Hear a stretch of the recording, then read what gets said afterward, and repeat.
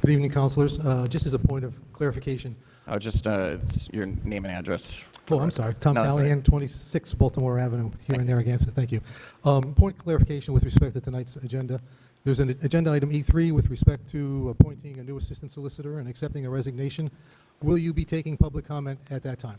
We will not be taking public comment on that, but we will be, hold on, let me just pause it for you. We will not be taking public comment as the appointment comes directly from the town council, but an explanation will be provided as to why and the rationale behind everything. Okay, it's a break from the precedent that was set last time out, if I'm not mistaken. But given that, let me go forward here. I support Scott Levesque's appointment as Assistant Town Councilor.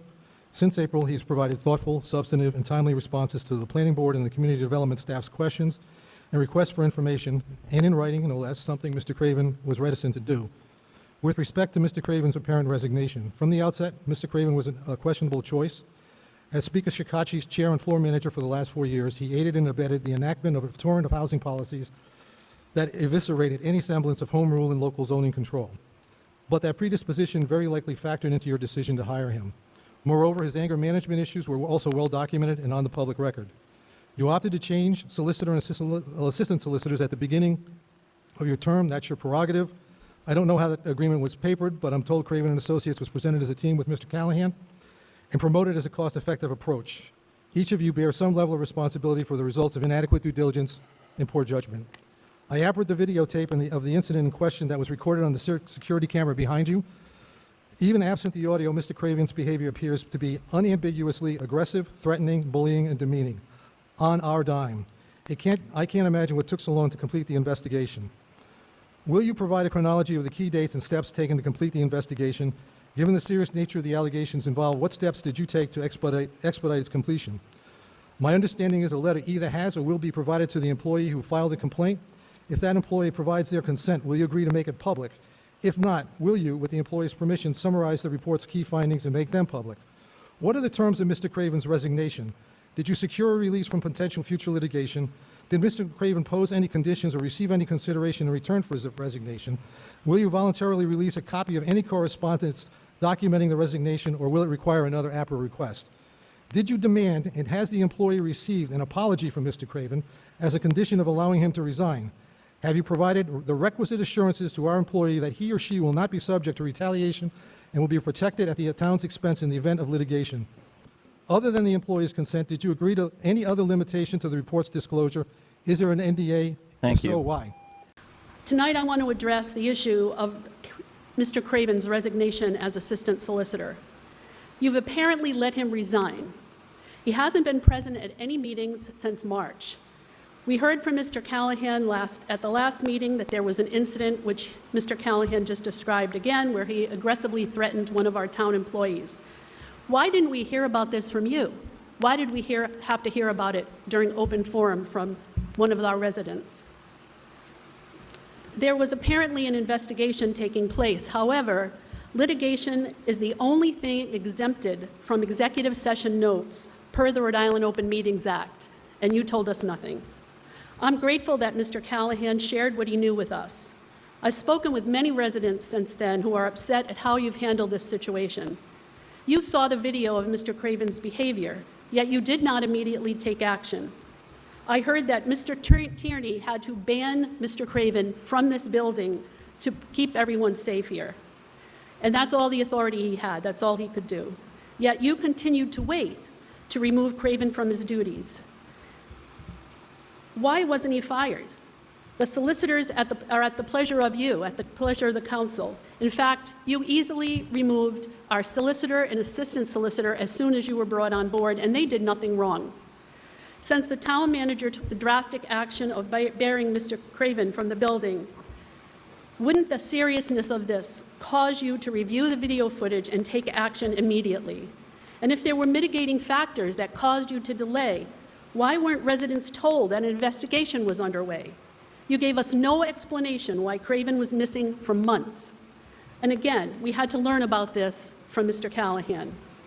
Why has Mr. Craven, the state rep that was the principal architect of the zoning laws that you're passing, given the benefit of a resignation? It appears this situation has been nicely swept under the rug, the opposite of transparency. We deserve better. and as does the employee that was Mr. Craven's victim. And I certainly hope you apologize for dragging this out for as long as you have. Thank you very much. Can you hear me? Okay. Can you guys hear me?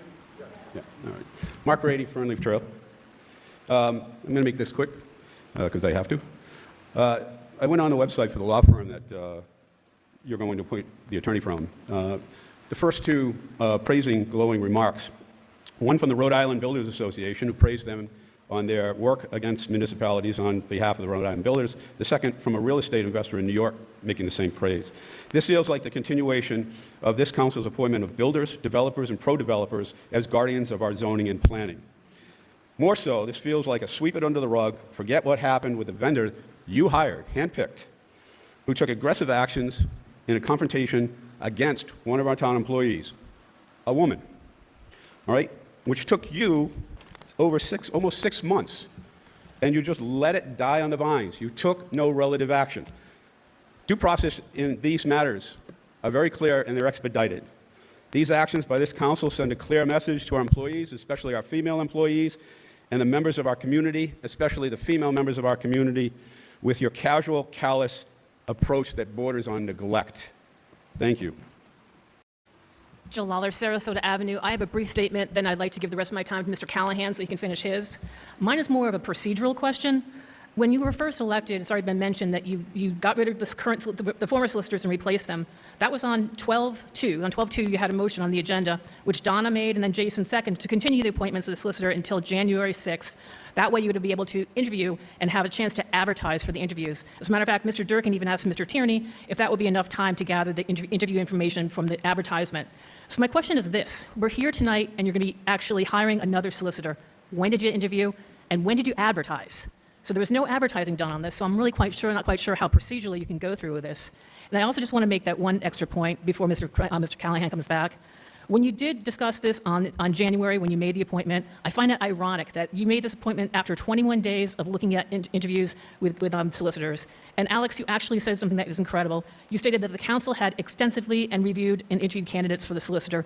You did that in 2.5 hours before a town meeting. That's not soliciting. Mr. Callahan. Just so you are aware, this is new, and I will permit this, but just so you know, this is a special privilege. We have not normally done this, but I will give you the time. Thank you. Mr. Craven's associate, Mr. Salitro's continuing employment provides an unwarranted and frankly outrageous financial benefit to Mr. Craven. It also raises the possibility that the Planning Board and Zoning Board could receive conflicting advice on the same application. You must remove Mr. Craven's firm's involvement in the town's business entirely. This is a difficult situation. I don't envy you. In order to begin the process of restoring public confidence in that of the town's employees in this council, you must tell us what happened, why it took so long to address it, and you must eliminate any opportunity for Mr. Craven to continue to benefit financially following his resignation.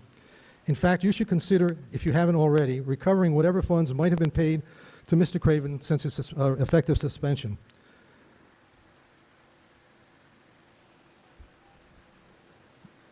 Did Mr. Craven's end-of-session General Assembly obligations effectively create or contribute to an apparent slow walk of the investigation?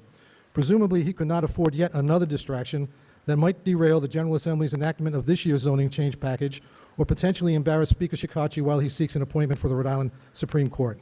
In closing, I'd like to commend Mr. Tierney for immediately taking decisive action to bar Mr. Craven from the building, and that's all I have to say. Thank you. Celebrato, 48 Earls Court. When Mr. Craven was hired, I received a number of emails. Mr. Craven has a backstory. I think we all know what it was, and quite a few people were upset that he was being hired. And then he ran for Attorney General, and he stated that he had the endorsement of the Rhode Island Commission Against Domestic Violence. Come to find out that wasn't true at all. He out and out lied, and I believe at that point you should have fired him. And then we had an incident here with one of the staff members.